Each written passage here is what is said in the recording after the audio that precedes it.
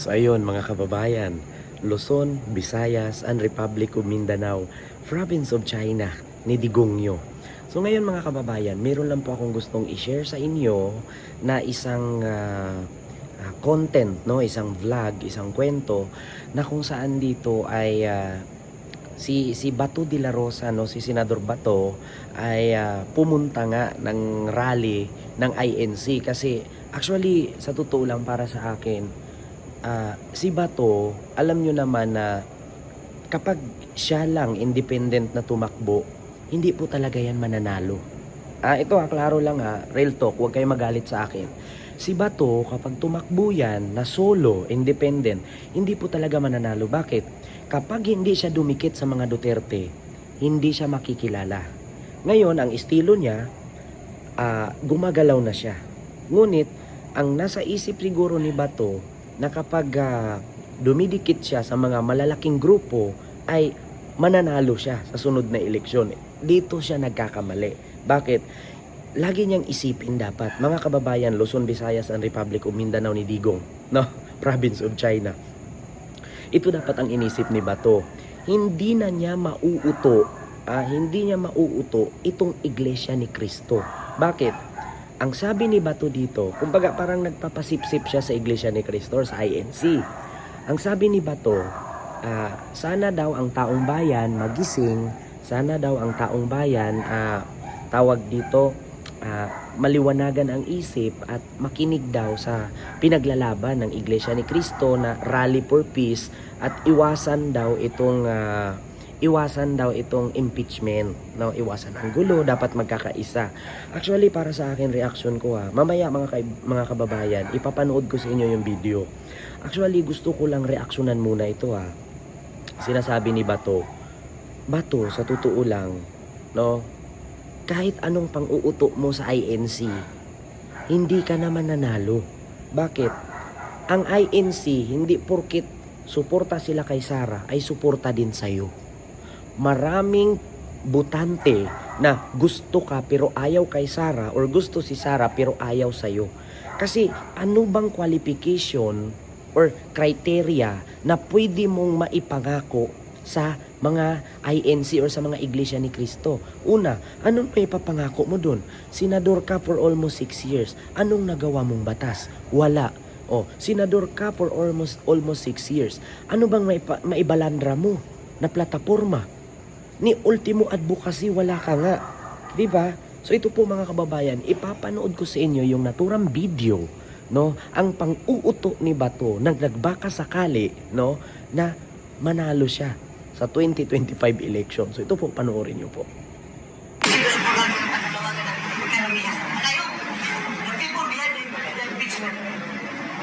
Hindi na yung nagpapayal dyan. Nagagamit lang yan. Dahil mga tao pa dyan sa likuran dyan. Sino yung mga gusto talaga may si Bibi Sara.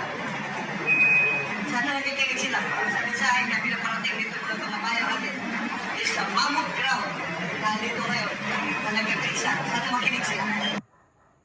So yun po mga kababayan, sabi ni Bato sa interview, kasi pumunta nga siya doon. Sa totoo lang, hindi naman actually ang Iglesia ni Cristo, hindi din natin masasabi na lahat dyan ay para kay BBM. Yung iba dyan, pabor kay Sara, yung iba ayaw kay Sara. So hindi natin sila masisi. Ngunit para sa akin, Bato, no, huwag ka nang umipal dyan. Kasi tignan mo, ultimo yung mga nag-file daw ng impeachment kay Sara, may mga tao daw sa likod niyan. Malamang may mga tao po talaga yung mga nagpa-file ng impeachment kay Sara. Hindi naman mga hayop yan Hindi naman yan mga bato. Tao po ang nasa likod, no, ng pag-file ng impeachment laban kay Sara. Yun nga lang, Bato, no, puro ka-hearsay. Halimbawa, si Laila de Lima daw. Meron daw nag-utos kay Laila de Lima kaya nag-file ng impeachment itong si Laila de Lima. Bato, baka nakalimutan mo kung gaano at paano mo binaboy, no, at sinira, no, ang buhay ni Laila de Lima sa loob ng halos 7 taon. Pinapakulong ninyo. Bakit? Tinatakot mo si Kerwin Espinosa at pasabihin na si Laila de Lima ay drug protector para madiin at makulong. Ibagkus anong sabi ni Kerwin Espinosa ngayon? Sinabi niya na tinatakot mo lang daw siya. Di ba? Kaya alam mo sa totoo lang bato, wala kang paninindigan, itaga mo yan sa bato, hindi ka mananalo. Bakit? Pagdating lang kasi sa criteria, hindi ka pasado eh. Kasi dapat bilang isang senador, sa madaling salita, isa ka sa mga mambabatas. Ang tanong ngayon, anong batas ang naipagawa mo? Wala. Nga. Anong batas ang nagawa mo? Wala rin. Bakit? Kasi hindi ka naman abogado. Pulis ka lang. Kaya wala ka talagang alam sa batas. Maliban na lang kung meron kang sariling law. Di ba may sarili kang abogado na advisor para magawa ng batas. Pero pag ikaw lang sarili mo, wala kang magawang batas. Bakit? Hindi ka naman abogado.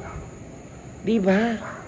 Oo, pagdating nga sa eleksyon, kung kayo dalawa ni Senador Antonio Trillanes maglaban, hindi ka mananalo. Kasi kung pagdating lang sa background, pagdating sa credential, maraming credential si Trillanes. Isa lang ang credential mo, PMAer ka, pulis ka, naging PNP chief ka. Si Trillanes, marami. Marami ding batas na nagawa si Trillanes. Kaya sabi ko sa iyo, Bato, wag mo nang pangarapin. Minsan, nandyan ka. Kung ayaw na ng tao sa iyo, wag mo nang pilitin. Magnegosyo ka na lang. Bakit? Nanalo ka lang naman nung 2016. Hindi. Nanalo ka lang naman nung 2017, 2018 ata. Correct me if I'm wrong. Pagka senador, kasi tinaas ni Digong ang kamay mo. Pero kung without Digong, hindi ka mananalo. Bakit? Hindi ka naman kilala ng tao. Ngayon, nakikilala ka bilang si Bato, na naging bato lang din sa Senado, walang nagawa. Di ba? Actually, sa totoo lang Bato, hindi mo na mauuto ang INC. Bakit? Hindi porkit dumikit ka kay Digong, dumikit ka kay Sara, ay mananalo ka. Bakit? Si Digong, sabihin natin, may nagawa. Si Sara, may nagawa. Ikaw, anong nagawa mo? Kahit anong gagawin mo, langaw ka lang na pumatong sa puwet ni Digong. Di ba? Hindi mo na mauuto ang taong bayan, Bato. Di ba? Pareho lang kayo, dalawa ni Robin. Si Robin walang ibang ginawa, no? Sa Senado, kundi puro kain, puro himas ng bigote. Ikaw naman, wala kang ibang ginawa sa Senado, kundi puro dakdak. Puro ganun. Wala namang kwenta. Di ba? Oo. Tapos ngayon, uulit-ulitin mo na naman. Lahat yan, mga nagpa-file ng impeachment. May mga tao sa likod niyan, may mga nag-utos niyan. Di malamang meron talaga. Hindi magpa-file ng impeachment yan kung walang mga kapit yan. Di ba? Ikaw. Kahit ikaw, hindi ka naman tatakbong senador kung wala kang sinasandalan. Sumasandal ka kay Digong. Pero kung wala si Digong, hindi mo kaya mag-isa. Oo, itaga mo yan sa Bato. Hindi ka mananalo. Oo, sabihin ko sa iyo, Bato, hindi ka mananalo. Kung manalo ka, Bato, ito lang sasabihin ko sa iyo, mag-public apology ako sa sinasabi kong to. Kung manalo ka. Pero kung hindi ka manalo, itaga mo sa Bato. Ayaw ng tao sa iyo. Bakit? Grupo ninyo puro sinungaling. Puro katiwalian. Hindi nyo kayang i-manipulate ang taong bayan. Kung noon na manipulate ninyo kasi inasa nyo sa mga vloggers ni Digong ang mga problema ninyo, inasa nyo na i-manipulate ng media ang mga background ninyo, kaya hindi naniniwala ang tao. Pero ngayon napakadami, no, na mga speculation, maraming kabulastugan, maraming krimen, maraming kawalang hiyaan ang grupo ninyong ginawa at may mga patunayan. Isa na dyan yung pogo, isa na dyan yung extrajudicial killings, isa na yan yung korupsyon. 3 sabit kayo.